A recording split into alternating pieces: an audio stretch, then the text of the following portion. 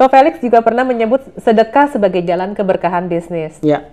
Nah sekarang gimana kalau yang bisnisnya masih skala kecil, yang justru masih struggling secara finansial?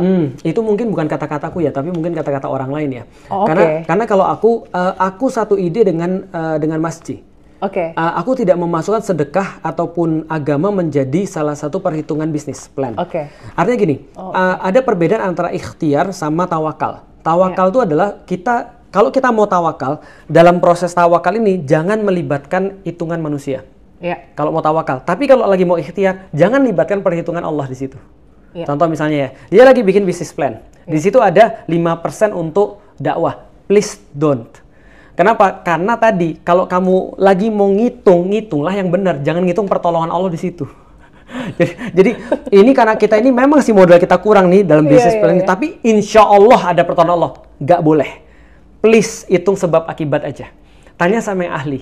Tanya sama orang yang benar-benar ngerti. Cari tempat. Kayaknya aku sukanya di sini kan apa? Karena Allah seneng dengan tempat-tempat yang mengingat mati. Jadi dibikin dekat kuburan. Jangan bisnis. Please, jangan bisnis. Tanya sama orang yang ahli.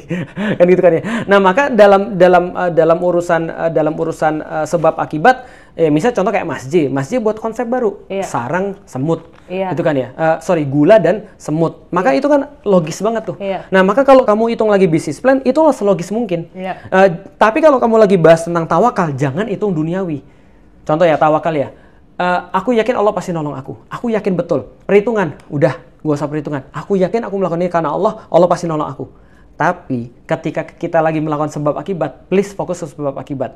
Ini agak sulit nih, tapi ini penting. Contoh, Rasul ketika lagi perang, Rasulullah itu doa panjang banget. Ya Allah tolong, ya Allah, ya tolong, ya Allah. Ini cuma kemenangan dari Engkau ya Allah. Tapi mereka lupa bahwa sebelum Rasul doa itu, Rasul bikin strategi yang paling bagus. Yang akhirnya membuat mereka menang. Secara logik orang bisa jelasin nih, kenapa bisa menang. Memang betul Badar itu 300 lawan 1000. Memang betul, nggak masuk akal tapi bisa menang. Memang betul ada pertolongan Allah di sana. Tapi secara logika bukannya bisa dijelasin juga. Kita ngomong sama orang nggak beriman misalnya, sama orang yang nggak ngerti tentang pertolongan Allah. Ini loh, Rasul nutupin sumur sehingga dia cuma punya sumur satu-satunya. Orang lain nggak bisa minum. Ya kan? Urusan pertolongan Allah ya udah, itu bahasan kita sudah, itu urusan tawakal, bukan urusan ikhtiar. Jadi kalau ikhtiar sebisa-bisanya ikut sehukum sebab akibat. Kamu mau rugi, kamu mau untung, tetap harus sedekah. Karena sedekah adalah pahala. Bukan harus tetap lebih bagus sedekah karena sedekah sunnah. Jadi kalau kamu mau untung, kamu mau rugi, tetap lebih bagus sedekah. Artinya kalau kamu sedekah dapat, jangan dikaitkan sedekah itu sebagai sebab kamu dapat itu. Please jangan. Karena kalau nanti kamu kaitin, berarti besok kalau kamu sedekah lagi dan nggak dapat, seolah-olah Allah nggak nerima sedekah kamu. Padahal bisa jadi ujian itu juga pemberian Allah. Artinya jangan dikait-kaitin, itu nggak ada hubungannya. Tapi kalau contoh misalnya, aku buka Facebook Ads. Aku ngasih 5 juta Facebook Ads dengan terperinci nih, aku target ke sini, ini yang aku target dapat Facebook Ads ku, dapat kemudian returnnya, keluarin 5 juta, returnnya 15 juta. Besok aku keluarin 10 juta, returnnya 75 juta. Oh berarti kalau aku keluarin 50 juta, returnnya harusnya lebih besar daripada 75. Itu benar. Tapi jangan maksudnya sedekah sebagai kayak Anda ke Facebook Ads. Ngerti, saya paham. Nah, gitu. Itu nggak ada sebab akibatnya.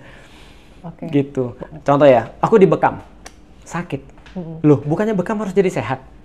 Betul, aku tetap bekam, tetap karena itu sunnah, bukan karena supaya aku sehat. Jadi tolong jangan tahajud untuk dapat duit, tolong jangan sedekah untuk dapat duit. Nanti kalau nggak dapat, Anda nanti nyalain sedekahnya. Padahal bisa jadi yang Anda salah adalah karena Anda tidak berkonsultasi pada orang yang benar. Tanya sama orang yang sudah ahli dalam bisnis. Aku ketika mau mulai bisnis, aku tanya Mas Ji, Mas ini gimana bagusnya Mas? Ini sistemnya apa? Distributor Mas ya. Kayak gimana Mas distributor Mas? Kita seperti apa ngasih ininya Mas? Term-termnya seperti apa? Bayarannya seperti apa? Produknya seperti apa? Oh bagusnya begini, bagusnya begini, bagusnya begini. Mana produkmu? Aku masih ingat banget. Mas itu pernah dikasih produk cireng. Dimakan. Terus dia bilang, wah kayak sandal ini.